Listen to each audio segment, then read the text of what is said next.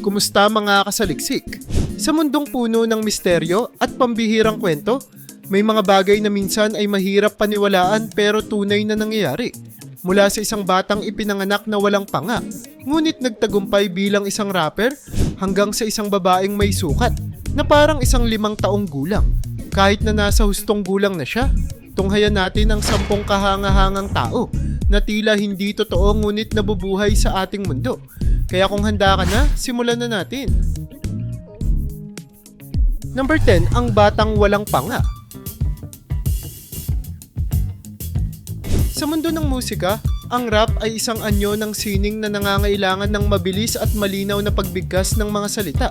Kaya naman hindi ka panipaniwala na si Isaiah Acosta, isang binatang ipinanganak ng walang panga at walang kakayahang magsalita, ay nagawang maging isang matagumpay na rapper. Dahil sa kanyang kakaibang kondisyon, buong buhay niya siyang hindi nakapagsalita. Hindi rin siya nakakain tulad ng ibang tao at kailangan niyang gumamit ng tubo upang makahinga.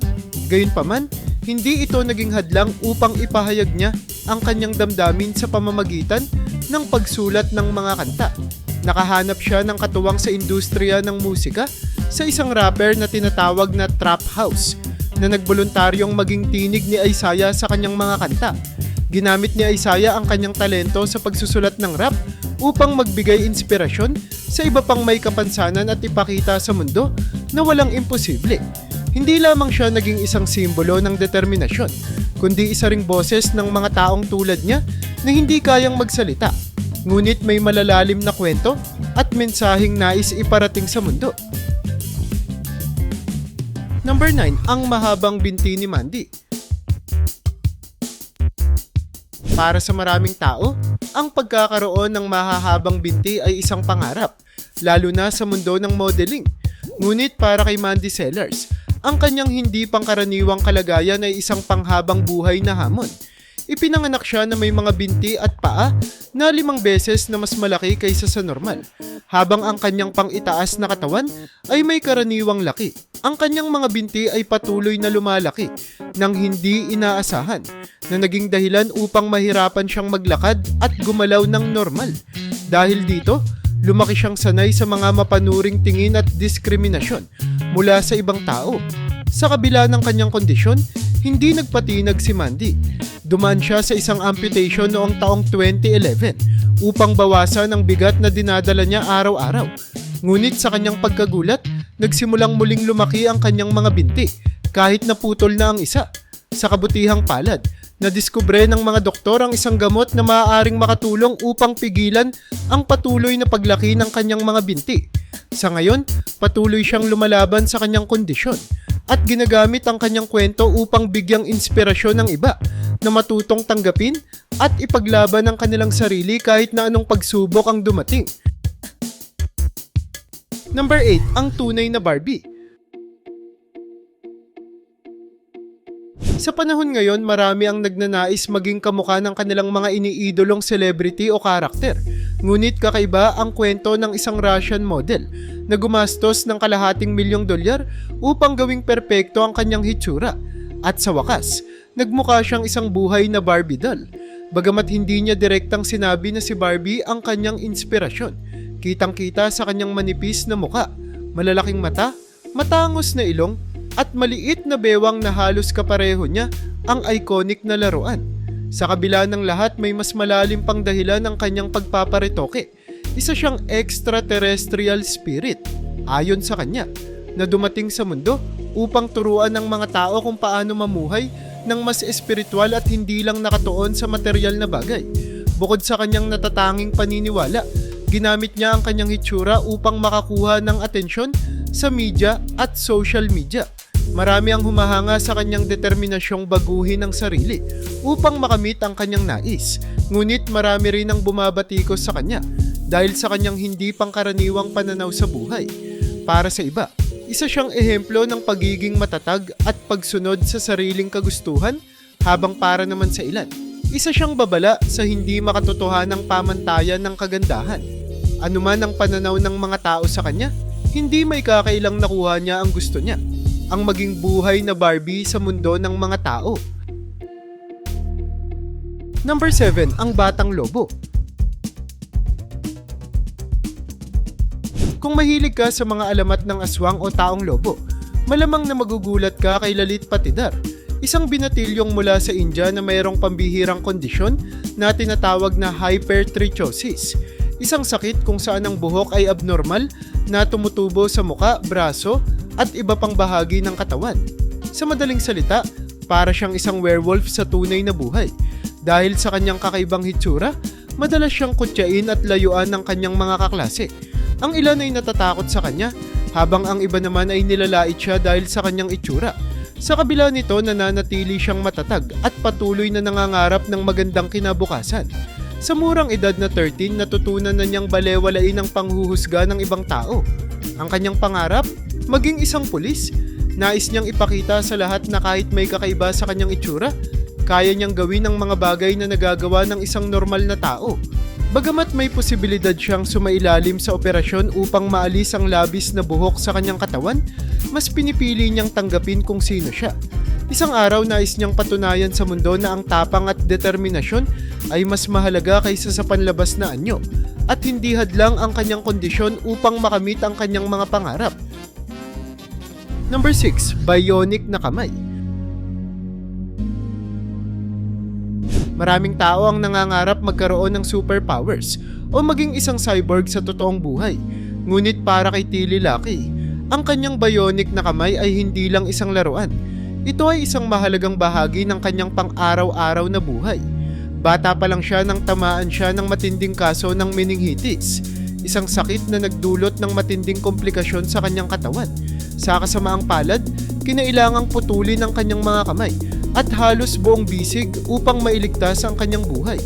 Bagamat mahirap ang pinagdaanan niya, hindi siya sumuko. Sa tulong ng makabagong teknolohiya, nabigyan siya ng tinatawag na Hero Arm, isang advanced na prosthetic limb na tumutugon sa kanyang iniisip at gumagalaw tulad ng isang totoong kamay. Naging inspirasyon ang kanyang kwento kaya napansin siya ng Hollywood director na si James Cameron na nag-imbita sa kanya sa premiere ng pelikulang Alita, Battle Angel, isang pelikula tungkol sa isang babaeng cyborg na may malalakas na bionic na braso. Sa halip na mahiya sa kanyang kondisyon, ipinakita ni Tilly sa mundo na kaya niyang ipagmalaki ang kanyang bagong kamay at gamitin ito upang ipakita na ang teknolohiya ay maaaring magbigay ng bagong pag-asa sa mga taong may kapansanan. Number 5. Kuryente Boy. Sa dami ng superhero movies, halos lahat tayo ay nangarap na magkaroon ng kakaibang kakayahan. Ngunit para kay Deepak Jangra, tila hindi na niya kailangang managinip pa. Dahil sa totoong buhay, hindi siya tinatablan ng kuryente. Ipinanganak sa India, natuklasan niya ang kanyang pambihirang kakayahan sa pamamagitan ng isang aksidente. Habang tinutulungan ng kanyang ina sa pag-aayos ng isang heater, hindi sinasadyang dumikit ang hawak niyang screwdriver sa isang live wire. Sa halip na makuryente at masaktan, wala siyang naramdamang kahit ano. Dahil sa kuryosidad, sinubukan niyang dagdagan ang boltahe na kanyang kaya hanggang umabot sa 11,000 volts, sapat na kuryente upang magbigay ng enerhiya sa 500 na kabahayan. Sa kabila ng kanyang tila pambihirang kakayahan, hindi siya nagpakasaya lamang sa kanyang abilidad. Sa halip, ginamit niya ito upang makatulong sa ibang tao sa pamamagitan ng pagsasaliksik kung paano niya magagamit ang kanyang immunity sa kuryente para sa kabutihang panlahat. Ang kanyang kwento ay hindi lamang isang pambihirang halimbawa ng kakayahan ng katawan ng tao, kundi isang patunay rin na ang tunay na lakas ay nasa determinasyon nating gamitin ang ating talento sa mabuting paraan. Number 4. Ang taong hindi tumanda. Marami sa atin ang nangangarap manatiling bata at hindi tumanda. Pero para kay Shin Hyon Yang, tila natupad ang pangarap niya ito kahit hindi niya ginusto. Sa edad na 29, mukha pa rin siyang isang 10 taong gulang na bata.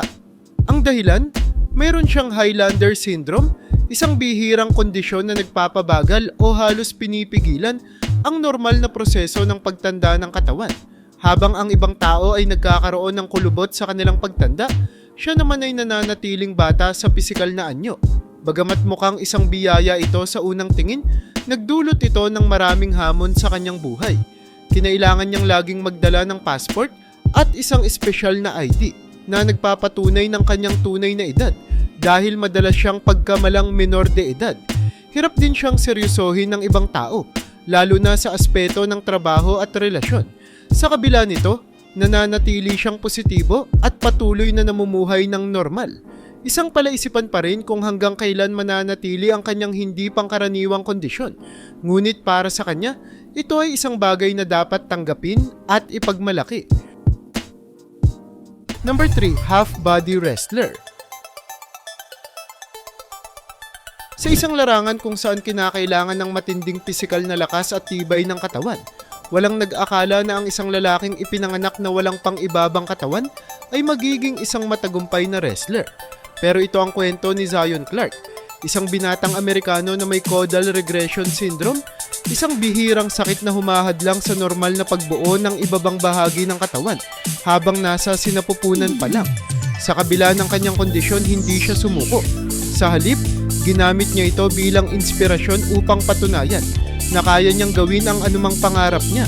Sa kanyang murang edad, iniwan siya ng kanyang tunay na pamilya. Ngunit pinalad siyang maampon ng isang mapagmahal na ina na sumuporta sa kanya.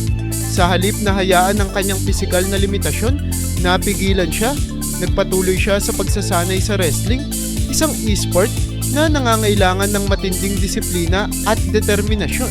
Hindi nagtagal, napansin siya ng mundo dahil sa kanyang pambihirang lakas at dedikasyon. Para kay Zion, hindi ang kanyang kakulangan sa katawan ang magtatakda ng kanyang kapalaran. Bagkus, ang kanyang pagpupursige at paniniwala sa sarili ang tunay na nagpapalakas sa kanya. Number 2, higanting tao.